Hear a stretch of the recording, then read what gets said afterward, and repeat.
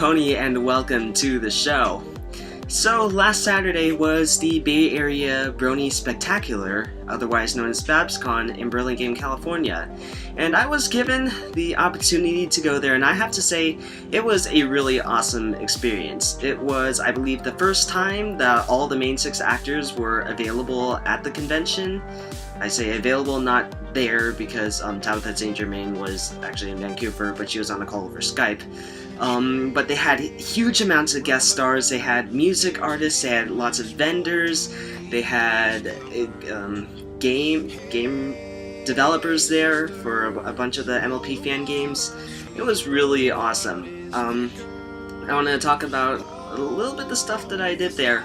I got to go on Saturday, which was the most expensive but also the most jam-packed day of BABSCon. BABSCon was a 3-day event, Friday through Sunday, April 18th through 20th. Friday was the sort of warm-up day with the opening ceremonies and all. They had the VAs there and things like that. On Saturday in the morning they had a voice actor signing. Or a mix signing actually, and they happened to have Tara Strong and Nicole Oliver there. And I was planning on having some autographs or getting some autographs. So I had this custom Twilight Sparkle plush of mine that I had bought off of eBay that I'll do a review on later. You'll be very surprised at it. But I got Tara Strong's autograph on this Twilight plush. The only problem with my Twilight here is that she likes to fall over. This one's not stable. Really accurate, just not really stable, unfortunately. But I'm try to get Twilight. You stand up because you're supposed to stay up here for my video. That's good, right? And something else fell. And oh great, hang on a second. No, did my video just die? Alright guys, I'm back. It turns out that my video camera was not quite properly plugged in, so it sort of shut out on itself, and I don't know if you guys saw it, but I saw it go out, so yeah. I should also note that my dryer happens to be going on right now, so if you do hear that, and if you hear my sister crying, I do apologize for that. I mean, what can you do about it? But these are the things that I had gotten from the mix signing with Tara Strong.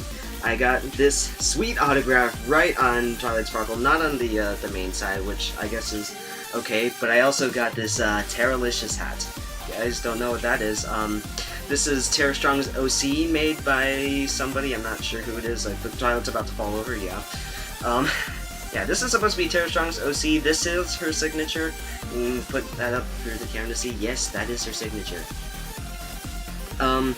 Each autograph costs $20. I'll get into the money a bit later on. So these are the first things that I got. Right after that, we went to the vendors, honestly. We went to the vendors to look at all the stuff that they had. They had lots and lots of things there. Many different, I wouldn't say walks of life, but many different categories that the stuff had come from. I think the stuff had come from, honestly. Man, I can't really say much stuff right now. But got a good amount of stuff. I mean, there was huge amounts of stuff at the vendor hall. But honestly, I didn't have that much money to spend in relativity. My word of advice for you guys: if you ever go to a convention that especially has a vendor hall, which I guess would include bigger conventions such as Comic-Con, bring a lot of money. Save your money. For example, my brother, he didn't really save that much money. He only had about maybe $40 to spend after a sort of a last-ditch effort to get some money. $40 doesn't really get you that far here. As I just said, the autographs were $20 each, which honestly isn't much. And yeah, $20 for the hat with the autograph, which is actually kind of nice. But yeah, I honestly didn't get that much stuff from the vendor hall, honestly. But I was just being conscious with what I was spending with my money. First thing that I got, which was really cool, My Little Pony mouse pad. I mean, this stuff is awesome. I mean, before I just had like a plain a.k.a. mouse pad, which obviously isn't that exciting. I mean, I was hoping to have something exciting, you know, like a car or something. You guys know I like cars. I mean, at least if you watch my channel. But these My Little Pony mouse pads really awesome. They had all of the main 6 there. Kind of wondering which one to get. My brother was like, "Oh, you should get Rainbow Dash because Rainbow Dash is the coolest." And yeah, she's definitely cool, but Rainbow Dash is not so much like me. I mean, I really like Rainbow Dash. I happen to have 2 plushes of her, which kind of was an accident. But Twilight Sparkle, I think, is honestly probably one of the characters more like me, or Rarity, but I wanted to get Twilight Sparkle because why not? So I got that. That was the first thing that I got. They also have Build-A-Bear Workshop there. Build-A-Bear Workshop, I had seen their plushes before. I had seen it in the Build-A-Bear Workshop stores at the mall that I go to sometimes. Never went in there. I'm sure it looked really weird for a teenager to be going into Build-A-Bear Workshop, which even I thought was supposed to be a little girl's shop for this whole time, and which it still kind of is. But, well, not really anymore. But now, at the vendor hall, they had these, Scootaloo and Sweetie Belle. And I saw it, oh cool, Cutie Mark Crusaders, first time ever, never made them before. I'll do a bit of a review on these 2 later on, but yeah, got these 2, which means I don't have to go to the Build-A-Bear Workshop myself and do any embarrassment. Except Scootaloo fell over. Get you back up, and you fell on my Terralicious hat, come on Scootaloo, don't do... Yeah, they do fall over. Oh. You know what? You go down. You go down. And just a little random thing. This was my tag that had come with the as part of the convention. I had bought Saturday tickets, the most expensive, but also the most awesome one. My fandom name at that point was Sonic Silver Hedgehog. I didn't really have any other ideas for fandom names. I did kind of have one for my OC. I was thinking of something like Digital Matrix, except for the fact that nobody had heard of that, so I was like, just forget it, I'm just going to do my Sonic Silver Hedgehog. And this little tag right underneath it was a little sort of gamble thing. You put the quarters into the machine and you push it in, and then you get that little cardboard slit with that you don't know what it is. You open up, oh look at the changeling. Ah well, that's perfectly fine with me. I think my younger brother, I have 2 brothers, he thought that it said, actually I don't remember what he thought it said, but he didn't think it said changeling. But after the vendor hall, we went to the voice actors panel, in which they had all the voice actors there. Tara Strong, Ashley Ball, not Tabitha St. Germain, she was on the Skype call, Kathy Weaseluk, Nicole Oliver, Andrea Libman, and Peter New, Brenda Drummond, and Brian Drummond. It's over 9,000. Voice actor panel, people got to ask questions. My brother asked some, I guess, sort of interesting questions. Hi, my name is Tanner. My name is Tanner, and is there anything that you guys can say about season 5 of MLP? That it's happening. We look forward to it. But there's a whole lot of meese in the audience now. Beyond all that, I think, nope. And I also have another question. Do you think Equestria Girls was the best choice for Hasbro to make into a movie? I have some scripts in a drawer that I think would have been a better choice. Do your parents work for Mattel?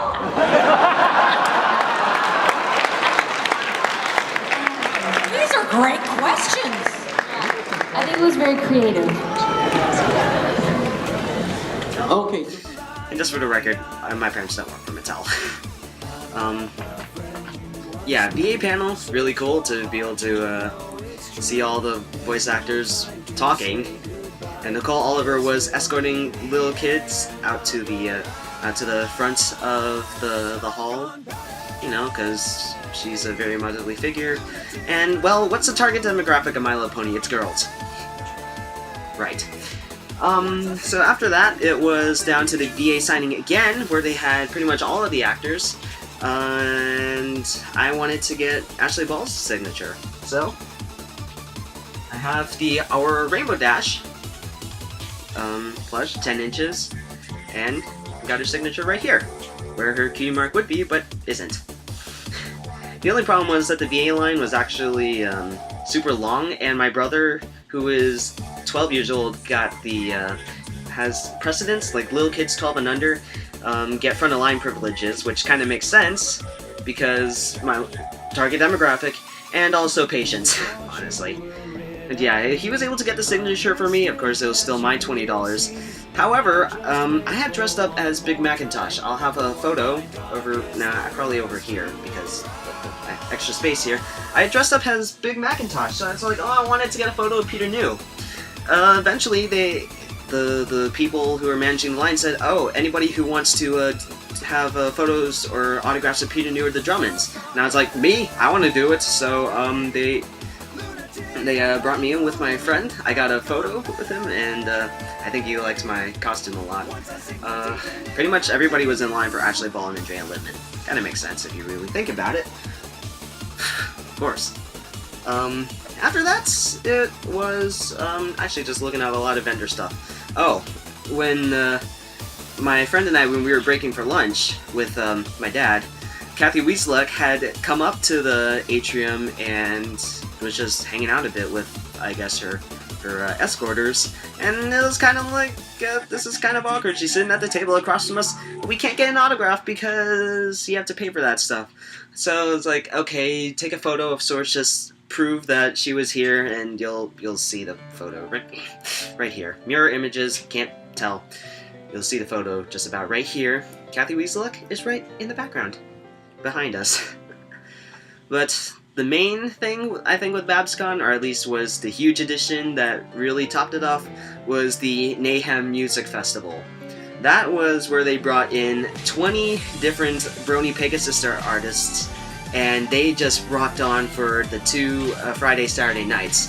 On Saturday, they had the huge artists that they had. They had Eurobeat Brony, they had Mike the Microphone, they had Silvahound, they had Ellie Monty, they had Knights of the Crystal Empire, Next Gen, Garnica, DJ Tetsuo, Rhymeflow. These are some pretty big name people, and I'll tell you that for 6 hours, you can go on for 6 hours dancing like crazy to these guys. It was really, really awesome.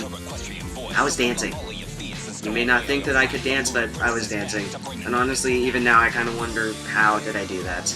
We were up till 2 a.m., and I tell you, it was really awesome. Yeah, BABSCon, I definitely want to do that again. Next year, this year, I'm going to be 16. So that means that next year, when BABSCon comes around, I can go there myself, and I can pretty much stay however long I want and do what I want for the most part, provided that it's appropriate, because, I mean, not everything at BABSCon is appropriate, honestly.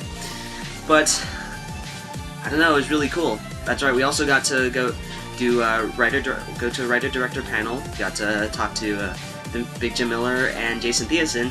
One of the details that Jason Theisen said was Season 3 was not cut because of Equestria Girls. Many of us had thought that because of Equestria Girls, Hasbro or Media DHX had cut My Little Pony Season 3 down to 13 episodes because of that, but that was actually not true. They had decided that, oh, we'll make Season 3 13 episodes to 65 because we're not so sure how far this will go. And this was before they released Season 1.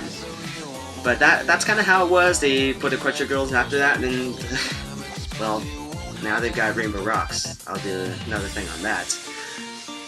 Another thing that Jason Theisen and Big Jim Miller talked about was the episode with Weird Al Yankovic, which was a really awesome episode. Apparently my dad really enjoys Weird Al. I don't know much about him, but I've seen a parody video or two. He was talking about how with the Boneless, the live-action Boneless, if I have the footage, you'll see it right here. The live-action Boneless on the stage and the gummy, they had to do a lot of research for that. Jason Theisen went around stores, different party stores in Vancouver, looking for a suitable Boneless. Wasn't quite able to find one because one was maybe too stiff or it didn't look like Boneless. You know, let me just put something on here. Maybe I'll just make Scootaloo and Sweetie Belle fall, so while I talk, then you'll just see things falling. Just like it! Just like that! So, just like what Jason Theisen said, that they had to had to find a boneless for the live action because it just made sense like that. You know what? I'm just gonna do a counter. Probably gonna do a counter for how many times Scootaloo falls while I'm doing this video. So Jason Theason had to find a suitable boneless and couldn't find one, so I was like, alright, forget this, I'm gonna have to make a boneless myself. And that's what he basically did for several hours on end. He built a boneless out of hand, stuck him with rice and all that stuff. Yeah, and for just a couple of seconds, boneless would be on the screen, and apparently he said after the bit of filming, boneless broke apart, or the strings broke apart, which I guess we'll never get to see, unfortunately. As for Gummy, however, he went to one of the zoos in Vancouver to find, I think it's a certain type of alligator. I don't know what type of alligator that they would have used for Gummy, but he tried to find a suitable alligator, wasn't able to find one, so he had to resort to stock footage. And yeah, pretty much stock footage of an alligator. Kind of wonder for the people who made the stock footage. Well, let's see who had purchased the this stuff today. Oh, it looks like My Little Pony purchased for the alligator footage. What would they use that for? Take your best guess, people. BABSCon was really amazing, guys, and if you guys have the opportunity, I definitely recommend, if they make 2015 just as awesome, definitely go there. If you guys were at BABSCon, let me know, because it was a really, really great experience, honestly. I can't really say much else. Spent a lot of money, I'll tell you. In total, I spent $118.78. It's a lot of money. Alright, so bring a lot of money anytime you go to a convention, but still spend wisely, guys. But guys, that is it for this video, so thank you very much for watching. God bless you all, and until next time, I'm gonna keep Scootaloo up. Except, she won't.